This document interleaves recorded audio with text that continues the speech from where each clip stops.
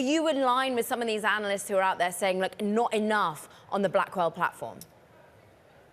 Yeah, there weren't that many details that investors were hoping for. But if you have to talk for 90 minutes plus almost 2 hours, I'm not sure if you can fill that timeline with a lot of details about the business. And plus, he's kicking off a conference. You sort of want to be a visionary, and there is a little slab of romanticism about AI thrown in there. So, I think maybe it was the wrong platform to really wait for some of those details. But I know that the excitement was built into the stock market certainly yesterday. So I can understand the disappointment, but at the same time, maybe we need to wait for the earnings report. And look, we're currently showing a 5-day chart of Nvidia, which gives us the context. It had rallied 11% in January. We're maybe seeing some profit being taken off the table a little bit here, Anna. But what did you make of what it means for its moat, for its ultimate leadership in technology? Does AMD, do others even stand a chance here?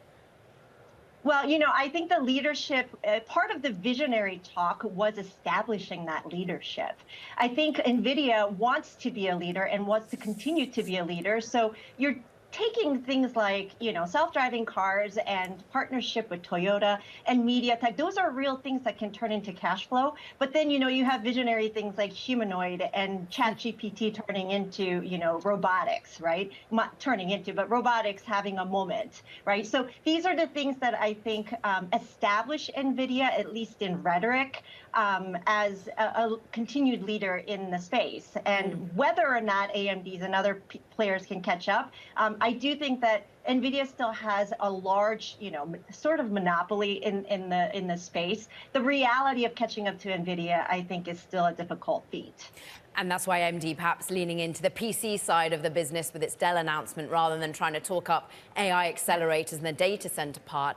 Anna, to that point, are you feeling comfortable that we're seeing diversification, or at least that the demand for infrastructure from a data center perspective is still there? Look, Microsoft, $80 billion that they're going to spend in 2025 seems to signal that. Yeah, I don't think this AI venture is going to stop. And certainly, likes of Microsoft and some of these big companies are putting big dollars into it. But we can't forget about the private side either. There are a lot of venture companies that are going to require, as they're developing applications for real businesses on the user end, they're going to have to lean into some of that infrastructure, like data centers and ultimately energy too. But that's not a conversation for today. So I think the demand for this is not going to ease up.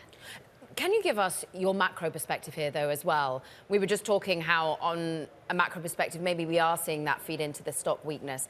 Do you still, in the back of your mind, be thinking about inflationary pressure? Does that have any weight on a company that just is so in focus for its innovation, not just the macro headwinds?